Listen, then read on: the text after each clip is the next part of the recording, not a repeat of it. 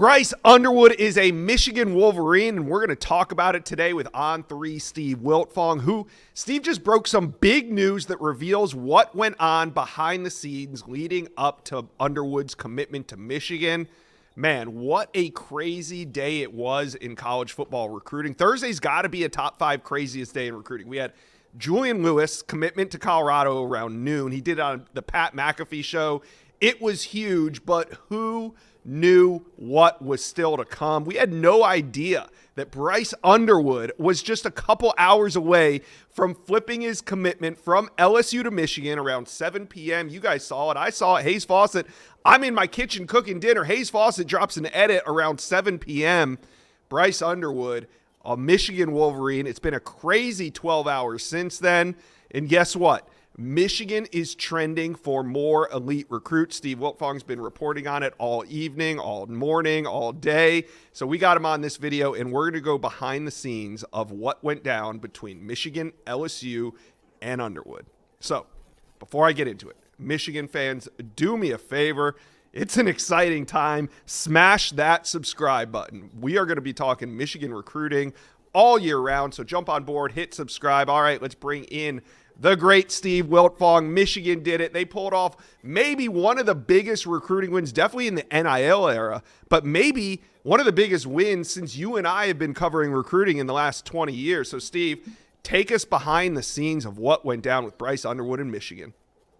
Yeah, so Bryce Underwood visited Michigan on Tuesday and Wednesday, watched the team practice, sat in on Kurt Campbell's meetings with the team, got more of a feel of what it would be like if he ultimately chose to play at Michigan. Obviously, NIL, a major factor for Bryce Underwood at the end of his recruitment and flipping to Michigan, but he still wanted to be comfortable with the football component, getting around the program, getting around that culture, seeing what it would look like for him. He asked if they would have number 19 available. He talked about what would the dorms look like for him at Michigan. So he checked all the boxes. It all came up maize and blue Michigan.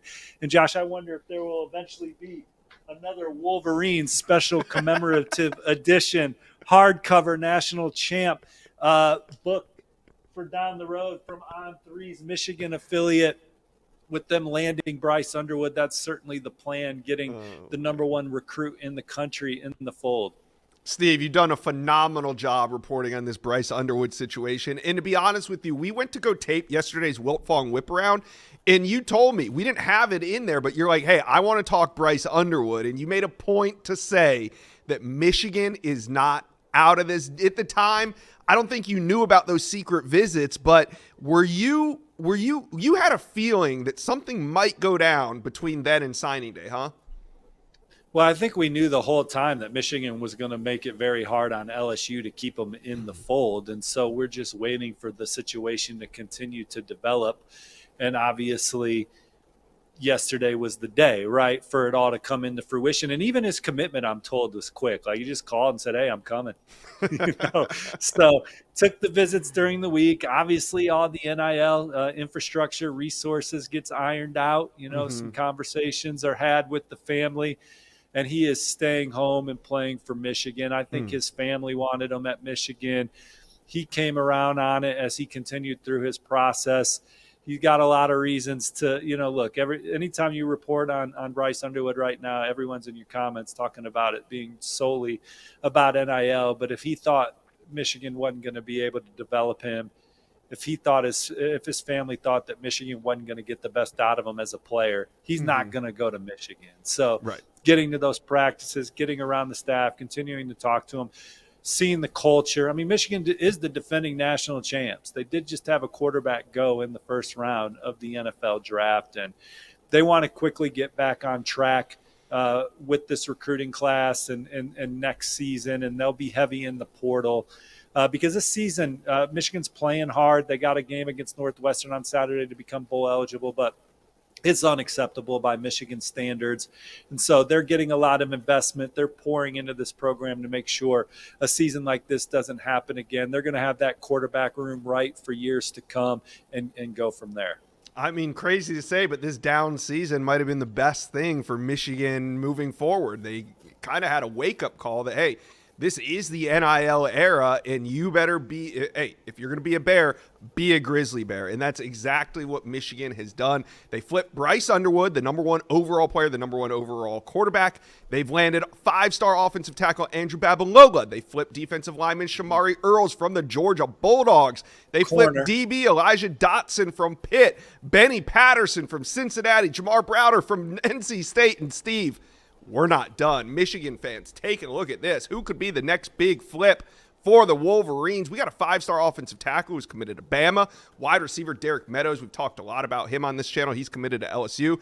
And Alex Graham, he's a Colorado Buffalo. But Steve, all 3 of these guys are in the sights of the Wolverines right now. Yeah, and some of these recruitments are further along than others, right, Josh? Derek Meadows had Michigan as a finalist through when he committed to LSU during the summer. He's been to Ann Arbor several times, including a game this fall. I think Michigan's in strong position, but that's not done. You know, there's some teams battling. You still got Notre Dame in there. Some of the other schools that he chose LSU over. Circling back in that recruitment as well. I think Derek will make a final decision next week. Michigan, Sharon Moore and company talked to his family after Bryce Underwood committed. He's certainly one of their most coveted targets, regardless of position down the stretch. But they still have some work to do to get him in the fold. Ty Haywood, that's a new development. His name was put on my radar earlier this week. 5-star offensive lineman committed to Alabama. If he did not have a playoff game on Saturday, I do think he would be in Ann Arbor for a visit. So I do think that there's some legit legs to it, but it's still developing for Michigan on if they can make a move for Alabama or make a move on Alabama there. And then Alex Graham, he's been to campus a couple times this year. He was just at Colorado. So I just think, you know, Michigan's got a lot going on in this recruitment, a lot to offer, but even that one's not a foregone conclusion. Look, I know I put these on 3 RPMs in, and sometimes people think that that's just the nail in the coffin, but so, you know, they're not always predicted, because I know exactly that's what's going to happen. I think that that's the way things are developing, and I think it's going to play out that way. But we'll see how this process continues going into December 4th. And the early signing period. Bradley Gompers is another name, Josh, that we have to talk about. He's an on-300 linebacker. He's committed to Duke. He's from Pittsburgh Central Catholic. And Michigan's trying to get him back on campus this weekend with his family. I think it's developing positively behind the scenes for Michigan, but Penn State's in there as well. So Michigan's in the middle of it for a lot of their top targets down the stretch, and they're just trying to bring them home like they did Bryce Underwood yesterday. Yeah, and a lot of these recruitments that you just mentioned, they all got a shot in the arm because of the Bryce Underwood news. There's a little bit more momentum behind those recruitments. And another recruitment that here, I'm going to bring up a name that we would not be talking about right now if it wasn't for Bryce Underwood flipping his commitment to Michigan, and that's 5-star defensive lineman Jakeem Stewart. You talked to his trainer, Clyde Alexander of Edge Assassins yesterday, and he told you that, you know, Michigan had basically backed off because financially they weren't in a place with NIL to be able to deal with a prospect of Jakeem's caliber. But that's changed now. I mean, that's out the window. So do you view Jakeem Stewart as a legitimate target for Michigan? I mean, we're 10 days from signing day. Well, we'll know more about that today, Josh. Jakeem Stewart and his camp are expected to talk to Sharon Moore and the Michigan staff. They talked to Lou Esposito, the defensive line coach, yesterday. Obviously, anytime a Jakeem Stewart calls, you're going to be excited around Schembechler Hall and Michigan. But again, that one's just developing. Now, Stewart's camp, they know that Michigan has done a great job recently of developing some terrific defensive linemen. They have a couple of the best defensive linemen in college football right now. Aiden Hutchinson came out of there. He trains in the same stable as Rashawn Gary. So they know what Michigan can do on the field. Obviously, Michigan's becoming a powerhouse in the NIL space, but Michigan's got to decide how they're going to allocate their funds, right? They got a lot of good players on the roster that they got to maintain. They're going to go into the portal, and they want to be competitive at some key positions, and then certainly closing out other recruits. So I know people think that these are bottomless pits, but even the teams that have the biggest wallets, you know, there's still a threshold. So we'll just see where Michigan chooses to allocate their funds. But this is a new development with Jakeem Stewart, and they're talking with Sharon Moore today. And I do believe that Jakeem Stewart, when all said and done, will be one of the highest paid prospects in the 2025 class in this new name, image, likeness era. He's fresh off a visit to USC. He's at Oregon this weekend, Ohio State. He'll get a chance to see Michigan play Ohio State next weekend, and then LSU rounds out the Final Four. Man, we are going to talk way more Michigan recruiting down the stretch than I had anticipated, but I'm here for it. I love it. Steve, let's wrap this up. What does this signify? The Bryce Underwood flip, just kind of the excitement around Michigan football right now. What does it all mean? Well, I think it shows you that they're invested in new head coach Sharon Moore. And obviously Coach Moore was a big part of that 3 Big Ten title run, national championship run, 3 college football playoffs. 3 college football playoffs. They did a lot of winning. Coach Moore had a lot to do with it. Now he's in the corner office. And they want to get back to those heights. They want to get back quickly. The recruiting chops, they're not going to be afraid to recruit anyone in the country. I think we're seeing that right away. Michigan's a brand that can go into any state, in any room, and be a factor for a top recruit. I think the ceiling's always been high on the way Michigan can recruit.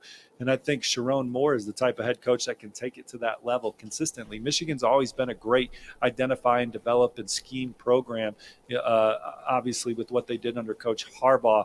But I think we might see them start to recruit some of these more touted ballyhooed names moving forward. And they're going to and Bryce Underwood's a type of recruiting win that's going to resonate with the 2026s as well. Yeah, absolutely. We've seen that happen in different spots with Arch Manning and DJ Lagway currently. So absolutely, Bryce Underwood is not just going to impact 2025.